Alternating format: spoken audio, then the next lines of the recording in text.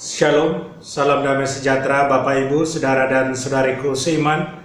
Semoga saya menjumpai Anda semuanya dalam keadaan yang sehat walafiat, tetap semangat, tetap tersenyum, dan tetap berpengharapan pada Tuhan kita Yesus Kristus yang telah bangkit untuk kita.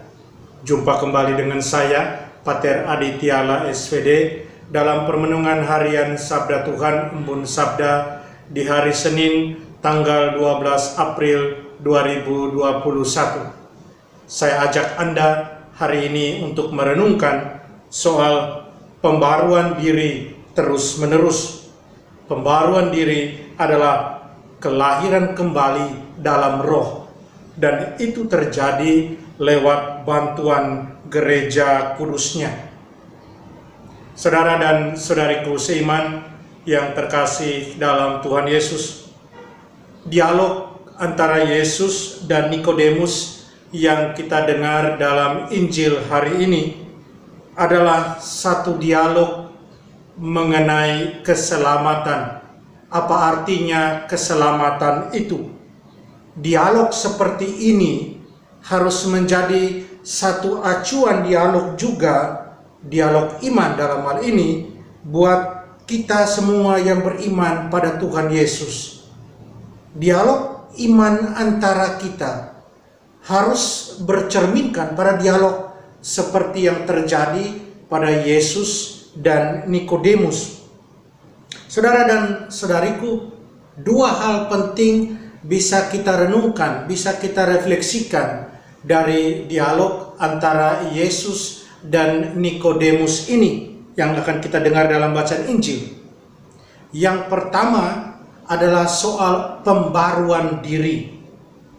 Saudara dan saudariku, syarat untuk melihat dan mengalami Allah, hemat saya, adalah pembaruan diri. Pembaruan diri adalah hal mutlak yang harus diamini dan dijalani oleh setiap orang beriman. Dan di sini, dalam proses pembaruan ini, Gereja Kudus memerankan peranan penting. Gereja dalam hal ini adalah wadah yang dibentuk untuk memungkinkan orang melihat dan mengalami Allah secara benar. Tentu saja kita akan katakan bahwa di luar gereja juga kita bisa mengalami Allah, dan itu diakui oleh gereja dalam dokumennya. Tetapi masalahnya di sini adalah bahwa pada titik mana kita tahu bahwa kita sedang mengalami Allah itu. Gerejalah, hanya gereja yang memberi petunjuk kepada kita secara jelas mengenai Allah, mengenai perihal pengalaman akan Allah. Sebab kita tahu gereja itu adalah tubuh Kristus sendiri. Karena itu, saudara dan saudariku, dengan bantuan gereja yang kudus, kita berjuang setiap saat untuk membarui diri. Dengan apa yang diajarkan gereja kepada kita, kita berjuang menjadi baru setiap saat. Dan dengan menjadi baru, otomatis kita adalah tubuh Kristus. Kita adalah gereja itu sendiri. Itu yang pertama yang bisa kita renungkan dan refleksikan. Poin yang kedua adalah soal kemerdekaan anak-anak Allah. Tanda dari satu hidup yang baru, saudara dan saudariku, adalah ketika kita tidak dikekang oleh dosa-dosa. Ketika kita merdeka hidup sebagai anak-anak Allah. Dosa hanyalah membuat seseorang jauh dari Allah dan juga tentunya dari sesama. Orang yang berdosa, mereka tidak mengalami dikasihi Allah. Mereka tidak mengalami satu kebersamaan, satu hubungan personal dengan Tuhan. Kebersamaan dengan Allah tidak dialami oleh orang-orang berdosa. Dan untuk mengalami kemerdekaan sebagai anak-anak Allah, gereja yang kudus menawarkan kepada kita hidup pertobatan. Saudara dan saudariku, dengan menjadi bagian dari gereja, maka kita menjadi bagian dari sebuah perahu besar yang sedang berlayar menuju pantai keselamatan dengan pertobatan terus-menerus. Dengan pertobatan terus-menerus yang adalah juga pembaruan diri terus-menerus. Saudara dan saudariku, dan lagi-lagi itu adalah bentuk pembaruan diri. Pertobatan adalah bentuk pembaruan diri. Kita dilahirkan kembali dalam roh. Kita menjadi baru kembali, bersih kembali.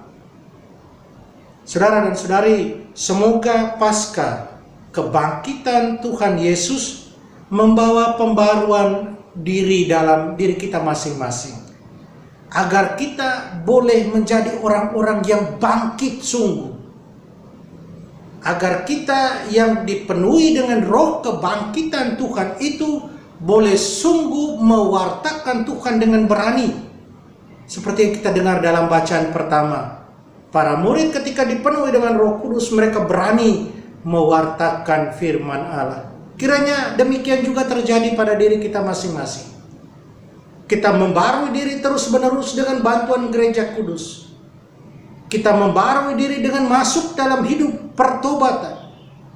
Kita menjadi gereja yang adalah tubuh Kristus. Dan itu semua menolong kita untuk sungguh hidup sebagai murid-murid Tuhan. Semoga rahmat kebangkitan terus-menerus membuat kita bersemangat untuk bangkit, untuk menjadi hidup kembali, terutama hidup setelah kita mati karena dosa-dosa kita. Tuhan Yesus yang sudah bangkit, Dia membangkitkan kita juga, kita bangkit bersama Dia. Kita mohon kekuatan dari Tuhan agar kita boleh terus hidup dalam semangat membarui diri, dalam semangat pertobatan, menjadi baru, lahir kembali dalam roh. Mari kita berdoa. Allah Bapa dalam surga, kami bersyukur karena terus mendapat rahmat kasih setia cinta-Mu. Kuatkanlah iman kami, agar kami tetap setia dalam hidup membarui diri, agar kami tetap setia hidup dalam gereja kudus-Mu. Dan dengan bantuan gereja kudus, kami terus hidup dalam semangat pembaruan diri dan semangat pertobatan. Tolonglah kami terus, bantulah kami. Amin.